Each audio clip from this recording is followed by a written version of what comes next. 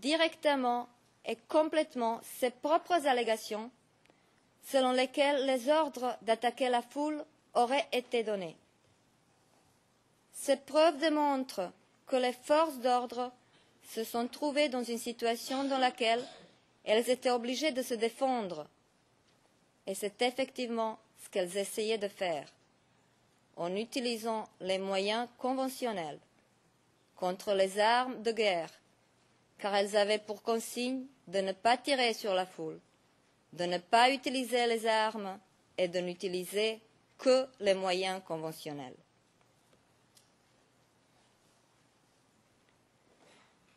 Dans le paragraphe 44 du DCC, le procureur allègue que la prétendue attaque des forces de l'ordre avait été planifiée et organisée. Il n'en est rien. Les forces d'ordre savaient que les rebelles pourraient créer le désordre. D'ailleurs, nous venons de voir, les rebelles eux-mêmes ont annoncé leurs intentions.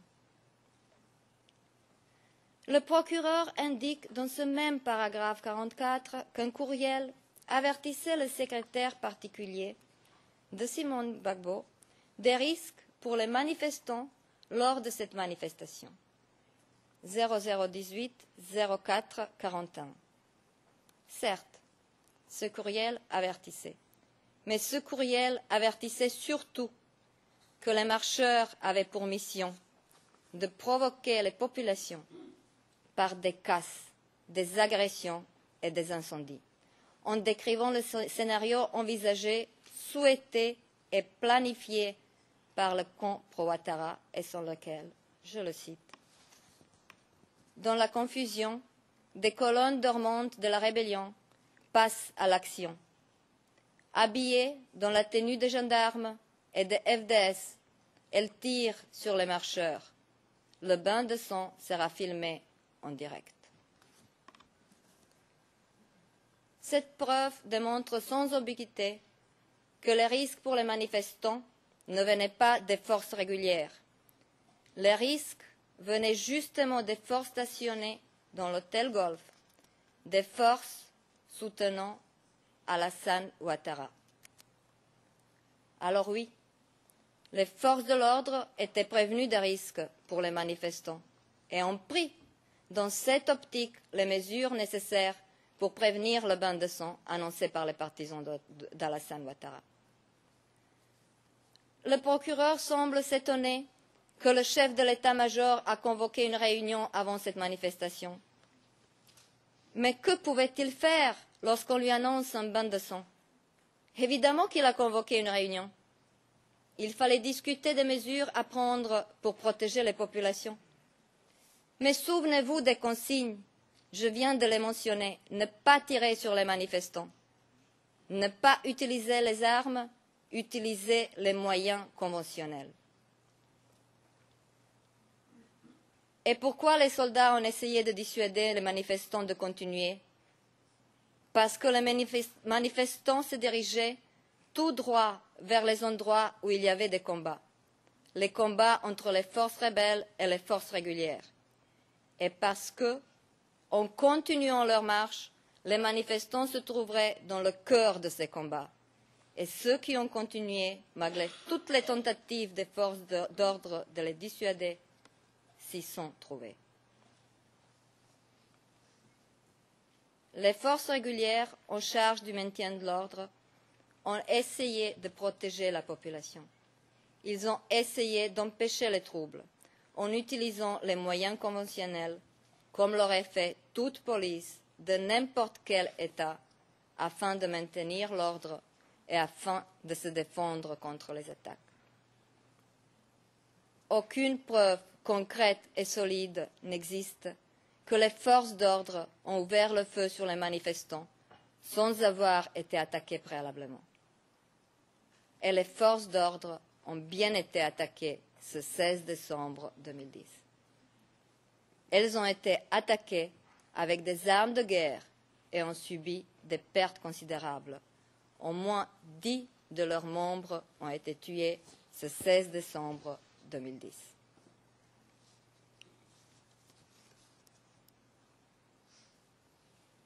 sur le nombre de victimes et sur le défaut de leur identification. Le procureur dit lui-même, dans le paragraphe 46 du DCC, que lors de la marche, il y avait 3 morts. Donc, il y aurait 3 morts dans une action violente dans laquelle des armes lourdes auraient été utilisées en tirant sur une foule. Soyons sérieux, tout en déplorant les victimes et en compatissant avec leurs familles. Nous devons constater que les FDS n'ont mené aucune action violente ce 16 décembre 2010, car dans tout cas contraire, les victimes auraient été bien plus nombreuses. Les FDS avaient pour mission de protéger la population et elles l'ont fait. L'identité de ces 3 personnes qui auraient été tuées le 16 décembre 2010 est inconnue. Les seules personnes identifiées tuées lors de la marche du 16 décembre 2010 sont des membres de FDS. Document 0018 05 77, page 05 78. Les circonstances dans lesquelles les 3 personnes, victimes alléguées par le procureur, auraient trouvé la mort lors de cette marche sont inconnues. Il est également inconnu si ces 3 personnes étaient des civils ou des membres des forces rebelles, c'est-à-dire les combattants pro-Ouattara. En tout état de cause, le procureur n'a pas fourni de preuves tangibles et concrètes qui donneraient des motifs substantiels de croire que les forces régulières se sont attaquées aux manifestants lors de la marche du 16 décembre 2010 et que des crimes étaient commis à cette occasion par les forces loyales au président Gbagbo.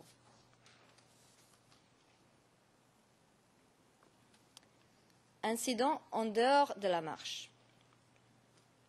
Les allégations du procureur concernant les événements sur la marche sur la RTI sont tellement infondées que le procureur essaye d'attacher tout incident, réel ou imaginaire, qui a ou aurait eu lieu à Abidjan le jour de la marche et les jours suivants.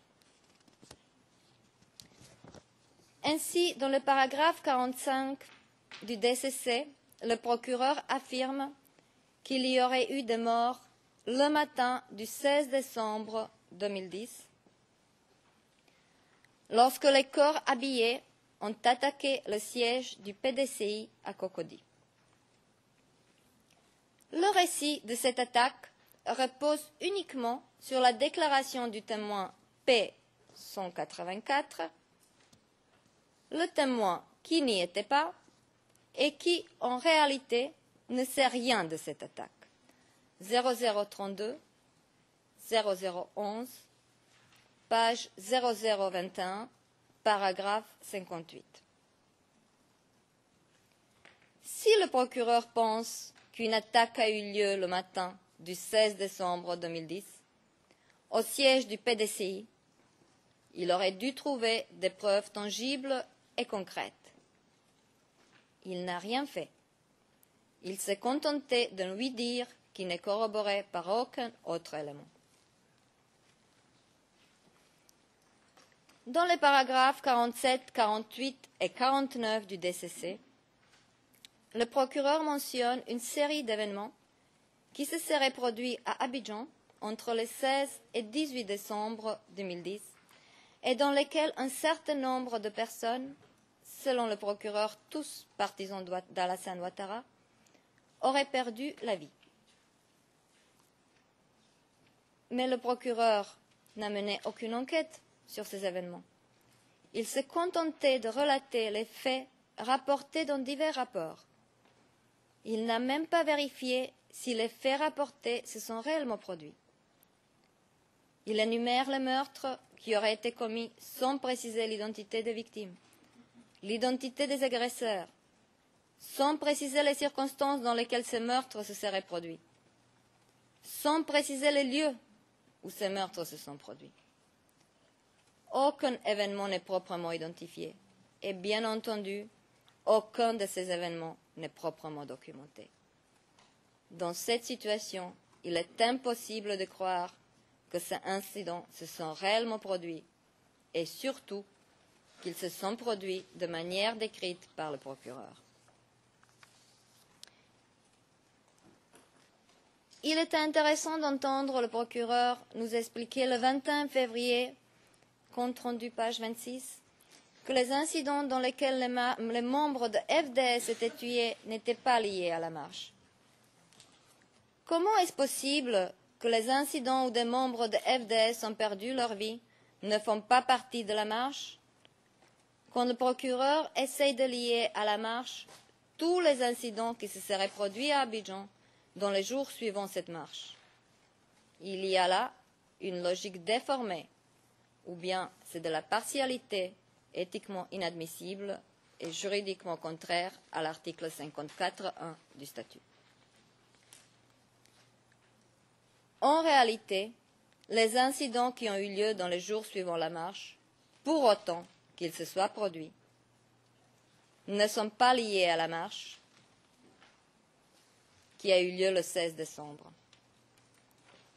Les incidents qui ont eu lieu sont des événements isolés, qui ont été conséquence du désordre total provoqué par les manifestations violentes, ou dois-je dire des attaques des forces rebelles, qui répondaient dans tout le pays aux appels lancés par Alassane Ouattara, Guillaume Soro et leurs chefs rebelles. Rappelons-nous de l'ordre lancé de l'hôtel Golf, provoquer les populations par des casses, agressions et des incendies.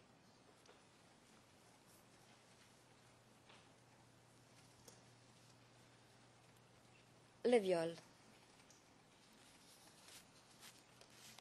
En outre, dans le paragraphe 43, le procureur allègue qu'au moins 17 femmes auraient été violées lors des événements du 16 décembre 2010. Il nous a fourni l'identité de deux victimes de viol qui auraient été violées à l'école de police. Sans même parler de la crédibilité de ces déclarations, afin que le dossier du procureur présente des motifs substantiels de croire que ces crimes étaient commis et peuvent être imputés à la personne mise en cause dans cette procédure, le procureur aurait dû mener les enquêtes supplémentaires.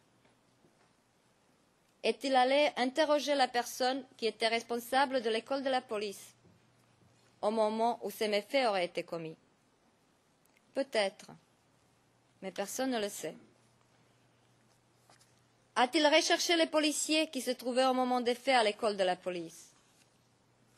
Peut-être, mais encore une fois, nous ne le savons pas. A-t-il amené les femmes qui auraient été violées dans l'école de police afin qu'elles essayent d'identifier les pièces où elles auraient été violées? A-t-il interrogé les responsables de la police sur ces viols qui auraient eu lieu à l'école de la police? A-t-il interrogé un seul policier sur ces viols?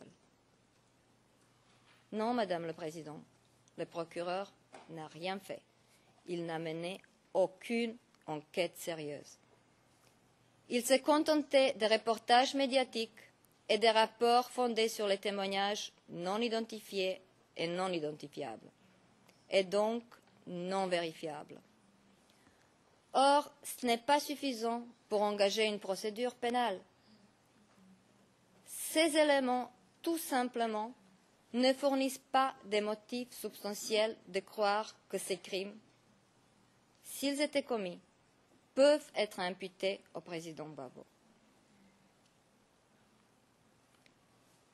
Regardons de plus près les allégations relatives au viol. Le procureur allègue dans le paragraphe 50 du document amendé de notification des charges que le 18 décembre 2010, un groupe de soldats et de miliciens aurait commis un viol en réunion contre une jeune fille après l'avoir enlevée de chez elle. Cette description est prise pratiquement mot par mot d'un rapport d'Amnesty International, document 0002 06 47, page 06 75 06 76. Elle ne nous renseigne sur rien. Nous ne savons pas dans quel quartier cette fille avait été enlevée. Nous ne savons pas où le viol aurait été commis. Nous ne connaissons pas l'identité de la victime. Nous ne connaissons pas l'identité de ses agresseurs. Ceux-ci sont identifiés par le mot générique soldats et miliciens. N'importe qui aurait pu commettre ce viol, et pour une multitude de raisons. Malheureusement, les femmes sont particulièrement ciblées lors des troubles à l'ordre public et sont les premières victimes de désordre. C'est tragique, c'est révoltant, c'est inadmissible, mais ce n'est pas imputable au président Gbagbo. Cette allégation est à l'image de toutes les autres. Aucune précision n'est donnée qui aurait permis de vérifier les faits et de les lier aux forces loyales du président Gbagbo. Dans le même paragraphe, donc paragraphe 50, le procureur allègue le viol de 6 femmes qui auraient été détenues dans une maison gardée par des gendarmes. Elle aurait été violée par un groupe de 3 hommes. Ces faits proviennent du même rapport d'Amnesty International. Et encore une fois, nous ne savons rien sur les auteurs de ces viols ou sur les victimes. Donc nous nous posons la question, quel est le lien entre ce viol et les forces loyales au président Gbagbo? Une seule réponse s'impose, aucun. Il en va de même concernant le viol de 2 femmes à un barrage routier. Le procureur n'a fourni aucune précision sur les auteurs de ce viol ou sur les victimes. Il n'a même pas identifié le barrage où ce viol aurait eu lieu. Encore une fois, il s'est contenté de reprendre les termes du même rapport d'Amnesty International, 0002 06 47, page 06 80. Par ailleurs, il semble que le viol que le procureur tente à présenter comme un autre viol, qui aurait été commis au niveau d'un autre barrage, est exactement le même comme celui rapporté par Amnesty International, sauf que cette fois-ci, il a été rapporté par une autre ONG, 0022 0042. Par respect des femmes qui ont subi des violences, nous devons rappeler encore une fois que les femmes sont particulièrement ciblées lors des troubles et des ordres qui créent un environnement criminogène par une multitude d'individus malsains et malfaisants. Cependant, rien dans ce dossier ne lie ces viols aux forces ou même aux militants du président Gbagbo. Les victimes de ces viols auraient été les femmes pro-Ouattara. Nous n'avons pas de moyens pour le vérifier. Nous ne connaissons pas l'identité des victimes, mais admettons que les femmes violées à ce barrage étaient des femmes pro-Ouattara. Qui étaient les auteurs du viol? Nous ne savons rien. Rien. Et que dire du viol en réunion de 3 jeunes sœurs qui vivaient à Abobo? La description de cet événement provient cette fois-ci de notre rapport, d'un rapport de Human Rights Watch 0002 0166. Les victimes du viol ne sont pas identifiées dans le rapport et le procureur n'a fait aucun effort pour les identifier. Pis encore, ces jeunes filles auraient été violées par les hommes qui ont déclaré être les policiers. Le procureur n'est même pas en mesure d'affirmer que ces hommes étaient effectivement des policiers. En réalité, il ne sait rien, ni sur les victimes, ni sur les auteurs de ce viol. Encore une fois, rien ne lie ce viol aux forces loyales au président Gbagbo. Toutes les femmes violées n'étaient ni Djoula ni pro-Ouattara. Un ancien membre du commandant invisible affirme qu'à Abobo, les femmes étaient violées parce qu'elles étaient bêtées, proches du LMP. Son récit ressemble étrangement au récit des rapports repris par le procureur. Seulement lui, il sait de quoi il parle. Il y était, et il dit, je le cite, « Par exemple, dans le village ébrié, à Nonkwakouté, on a vu plusieurs de ces cas. Même au niveau d'Abobo Centre, d'Abobo Ouest, vers Kennedy, vers Chapacha, vers Samaké, il y a eu plusieurs cas de femmes qui ont été violées, dépecées, brûlées, tuées, leur mari égorgé devant elles, juste parce qu'ils étaient bêtés, juste parce qu'ils étaient LMP. C'est tout. Il y a eu beaucoup de cas même, il y a eu trop de cas. Même nous-mêmes, on a déploré ça, mais on ne pouvait pas trop parler parce qu'ils étaient proches de Draman, et c'est lui, Draman, qui faisait tout. » C'est la pièce de la défense 2381, page 2392. Les preuves que le procureur offre pour ces allégations de viol sont creuses. Prenons comme exemple le rapport 0022 0042. Tout d'abord, ce rapport pose en soi la question de la crédibilité, de sa crédibilité. Il a été compilé à la suite d'une demande du procureur. Donc au départ, il est destiné à soutenir les thèses du procureur. Cependant, avec la meilleure volonté d'aider le procureur, l'organisation qui a rédigé ce rapport n'y est pas parvenue. Cette organisation a formé les équipes qui se sont déployées dans les communes afin de recueillir des informations. Les efforts fournis, les enquêteurs de cette organisation n'ont obtenu information de 2010. Page 0045 du rapport.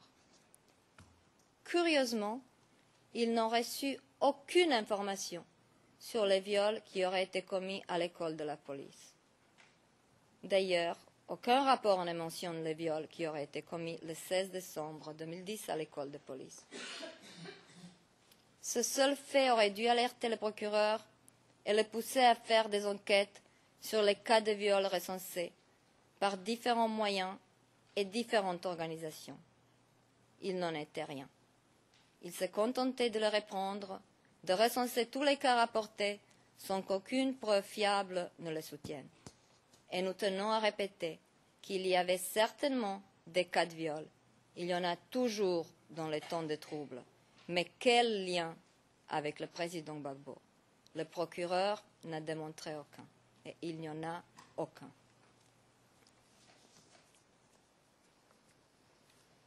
Conclusion sur les événements du 16 décembre 2010.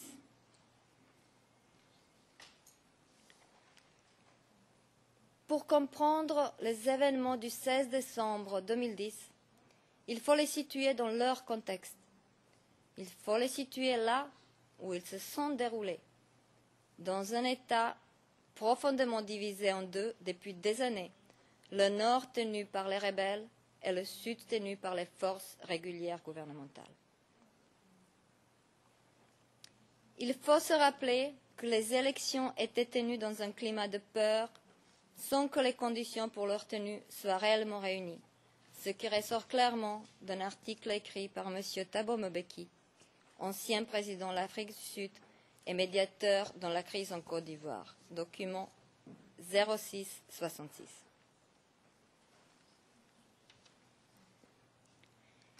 Si le gouvernement du président Gbagbo a fait des efforts énormes pour satisfaire les exigences de la communauté internationale et même des rebelles, ceux-ci n'ont pas tenu leurs engagements et les rebelles au nord du pays n'étaient jamais désarmés. Document de la défense 0020, page 0023 et 0666, page 0668. Au contraire, les rebelles étaient plus armés que jamais. Forts des armes et du soutien de la communauté internationale, les rebelles ont tout fait pour rendre les élections au nord du pays irrégulières, n'hésitant pas d'intimider, d'attaquer et même d'assassiner les sympathisants du président Gbagbo.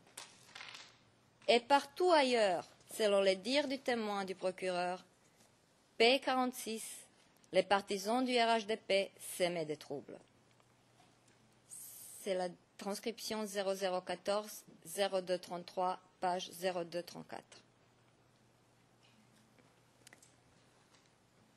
La précipitation de la commission indépendante d'annoncer les résultats sans s'assurer que les élections étaient tenues dans des conditions régulières a exacerbé les problèmes.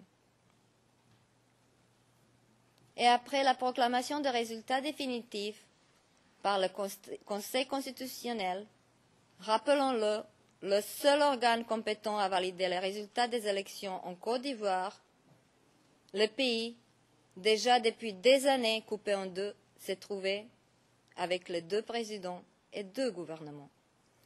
À ce moment, l'un, président Gbagbo, qui avait tout pour se considérer légitimement élu, offrait les négociations et demandait le recomptage des bulletins de vote. L'autre, Alassane Ouattara, a choisi la force. Il faut dire que ce n'est pas vraiment une surprise, car depuis des années, Alassane Ouattara utilisait les rebelles et leurs armes pour parvenir à ses fins.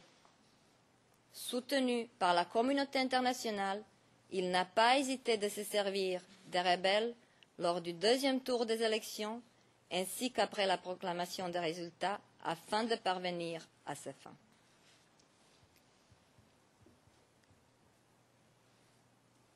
Il n'est donc pas étonnant que les violences ont éclaté en Côte d'Ivoire, lorsque la communauté internationale a reconnu, au dépit de la décision du Conseil constitutionnel et au mépris de la souveraineté de l'État et du peuple ivoirien, la victoire d'Alassane Ouattara. Dans le cadre de ces violences, bien pensées et planifiées, il y avait l'organisation de la marche sur la RTI, qui n'était pas envisagée par le RHDP comme une manifestation pacifique, mais comme une action destinée à s'emparer de la RTI par tous les moyens, y compris par la force.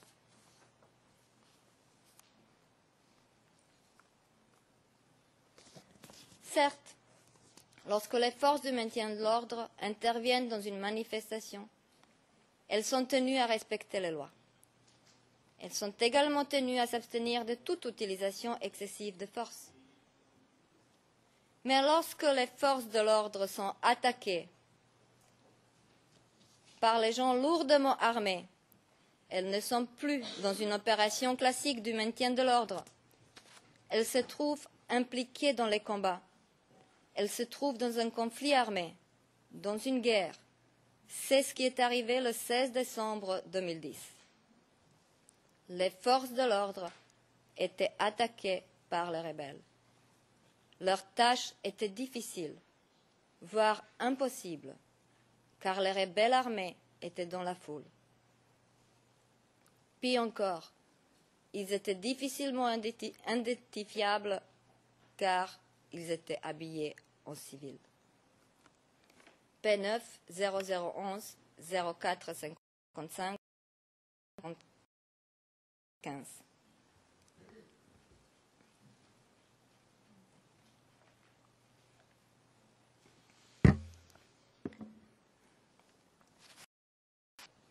Alors oui, le 16 décembre, il y avait des incidents. Et à sa tâche première, vérifier la réalité des incidents rapportés, vérifier les circonstances des incidents dont la réalité aurait été confirmée,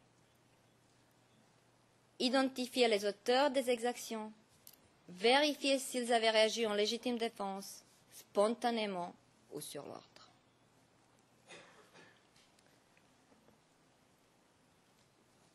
Par ailleurs, dans le paragraphe 51 du DCC, le procureur affirme que bien que ces attaques aient été largement dénoncées, rien ne permet d'affirmer que le président Gbagbo et son entourage ont cherché à enquêter sur ceux qui y avaient pris part. Cette formulation est plutôt étrange et laisse entendre que peut-être il y avait des enquêtes, mais que le procureur n'en a pas trouvé de preuves qui permettraient de l'affirmer. Or, le procureur est en possession du document qui atteste que les enquêtes étaient menées sur les événements qui se sont produits le 16 décembre 2010 et les jours suivants. Document 0001 0226, page 0232. S'il avait des doutes sur l'existence des enquêtes mentionnées dans ce document, le procureur aurait dû enquêter davantage. Il ne l'a pas fait.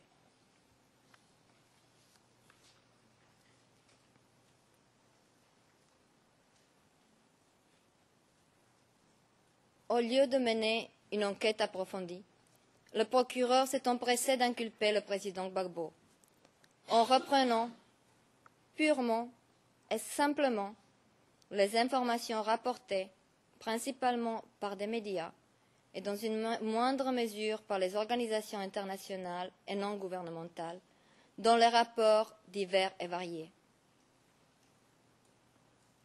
En agissant de telle manière, le procureur n'a pas mis en doute seulement son indépendance et son impartialité. Il a jeté un ombre sur la capacité de la justice internationale à accomplir ses objectifs. En inculpant le président Gbagbo pour les événements du 16 décembre 2010, sans avoir fait l'effort à les vérifier et sans avoir la décence de les situer dans leur contexte, le procureur a mis la justice au service de la politique. Madame le Président, Madame, Monsieur les juges, le procureur n'a pas apporté de preuves suffisantes pour ces allégations relatives à la marche sur la RTI qui permettrait la confirmation des charges à l'encontre du président Gbagbo pour cet événement. Je voudrais maintenant passer au deuxième événement, la marche des femmes, en présentant d'abord la situation qui régnait à Abobo au début de l'année.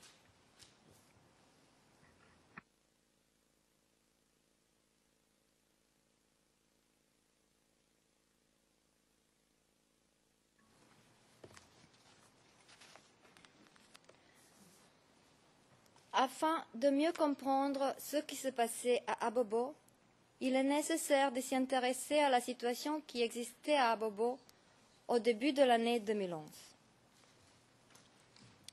Malheureusement, le procureur continue à occulter le contexte et déforme la réalité vécue dans cette période de troubles en Côte d'Ivoire. Ainsi, il allègue dans le paragraphe 52 du DCC que les attaques menées par les forces pro-Gbagbo contre les partisans d'Alassane Ouattara ont redoublé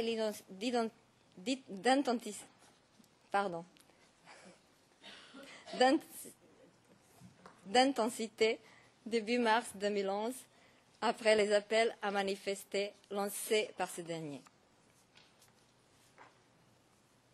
En réalité, et d'après les éléments de preuve apportés par le procureur, les troubles, le désordre et les incidents se sont multipliés à Abidjan et notamment à Abobo en raison d'apparition de différents groupes qui faisaient leur propre loi.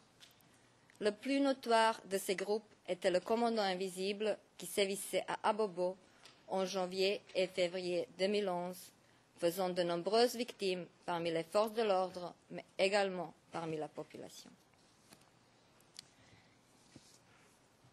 Et dans le paragraphe 53 du document de notification des charges, le procureur allègue qu'il était prévu, dès le 1er mars, d'approvisionner en armes lourdes additionnelles et en renfort, notamment de mercenaires, les forces pro-Gbagbo présentes au camp commando d'Abobo. Ces allégations du procureur sont basées sur deux documents dont l'interprétation donnée par le procureur est erronée. Le premier, 0018-0067, dont l'origine est obscure, nous renseigne surtout que depuis la crise post-électorale, l'on assiste à l'infiltration massive des rebelles à Abidjan, et particulièrement à Abobo et à Niama, et à une guérilla urbaine dans les dites communes.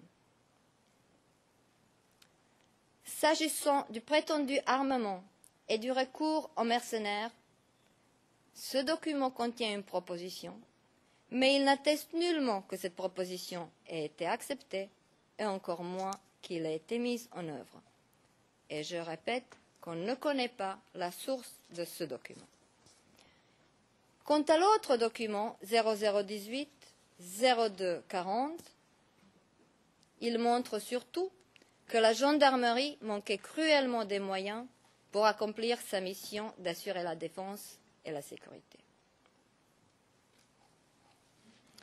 Aucun de ces deux documents ne soutient que le président Gbagbo ou les forces qui lui étaient fidèles ont prévu d'apporter les armes lourdes ou d'amener des mercenaires à Abobo.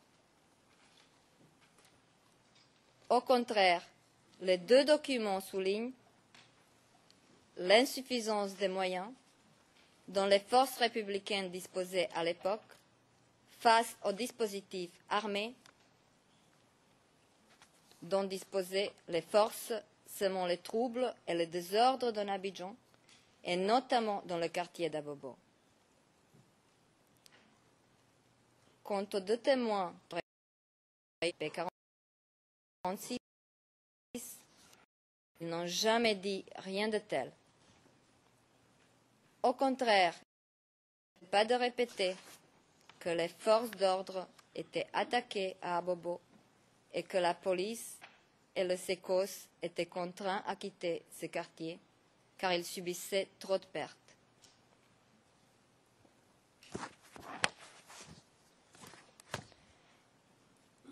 Voyons ce qui se passe réellement à Abobo dans les premiers mois de 2011.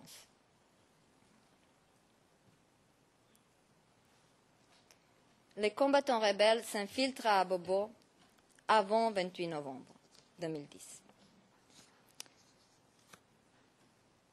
Nous vous avons déjà expliqué que les combattants rebelles se sont infiltrés à Abobo avant le 28 novembre 2010 et qu'ils organisaient des caches d'armes. À vrai dire, les armes sont distribuées aux rebelles à Abobo depuis janvier 2006. Document 0018-07-27. En ce début d'année 2011, beaucoup de gens à Abobo étaient armés et une agression armée dirigée par le commandant invisible a été organisée. P10 0016 0065 page 0076 P46 0014 0135 page 0159 et 0160 P69 0017 0124 page 0138.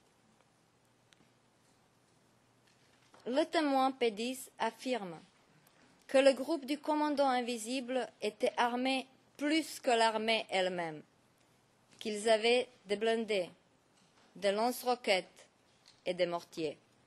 0016 0084 page 0090 et 0091. Le témoin P107 affirme même que les membres de ce groupe n'hésitaient pas à tuer ses propres éléments. Déclaration 0020 0064 paragraphe 162.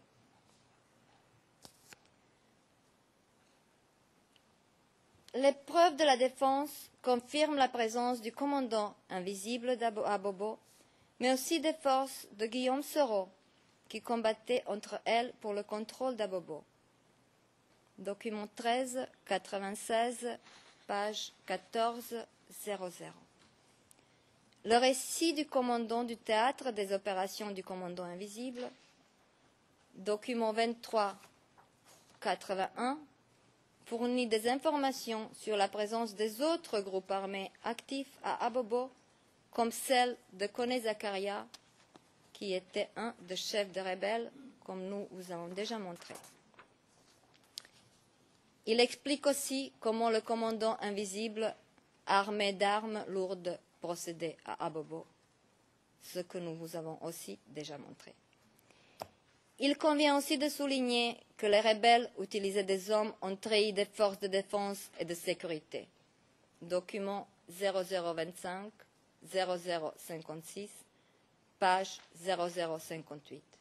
Et il utilisait les gens en treillis des forces de défense et de sécurité pour pouvoir imputer leurs propres crimes aux forces régulières. Madame la Présidente, est-ce que ce serait... J'ai combien de temps encore? Est-ce que ce serait le bon moment d'interrompre, de suspendre l'audience? Vous ne voulez pas continuer pour 5 minutes? Oui, pas de problème.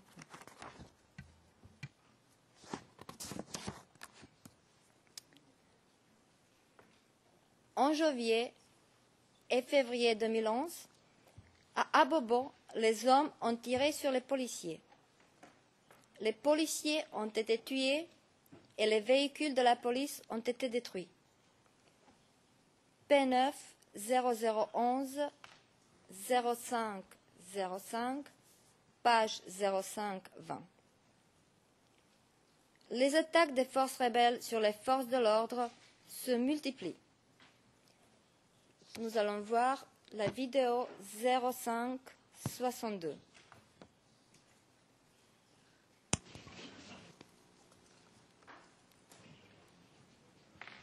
Vitres brisées, plafonds décoiffés, murs mitraillés. Voilà le décor qu'a pu observer la première dame de Côte d'Ivoire, Simone Yves Gbagbo, au commissariat du 14e arrondissement d'Abobo Centre, qui a été le 7 février dernier la cible d'individus lourdement armés qui avaient pour ambition d'éliminer les valeureux agents de police de ce commissariat.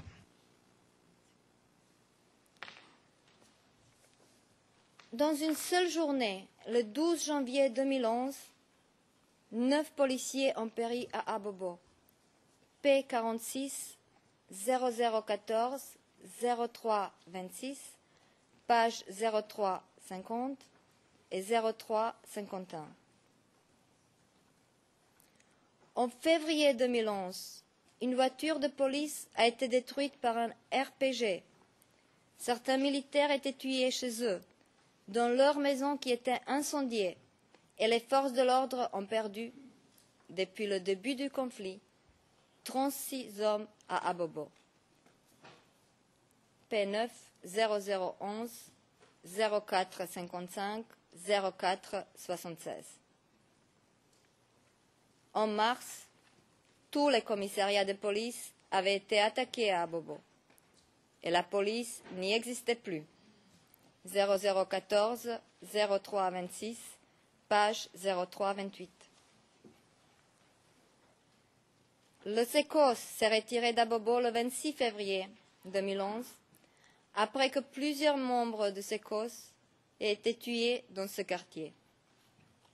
0016 0104, page 0105, 0107 et 0108. Le 22 février, un détachement de SECOS a été attiré dans une embuscade. 0002 02 77. Selon le communiqué du commandant invisible, ce 22 février 2011, au moins 27 membres de FDS auraient perdu la vie et le commandant invisible s'est emparé d'une grande quantité d'armes et de munitions. Document 0001 03 96. Vers la fin du février, il n'y a plus de FDS à Abobo. Il n'y a que quelques éléments confinés au camp d'Abobo, assiégés par rebelles qui les attaquent régulièrement. Ils sont tellement armés, ils ont des kalachnikovs et des armes lourdes, des RPG, des lance-roquettes, des mortiers, qu'ils s'attaquent même au camp commando. P153 0028 0035, page 0037, paragraphe 12. Ce serait bon moment? Oui, je crois arrivé à la fin de notre journée d'aujourd'hui.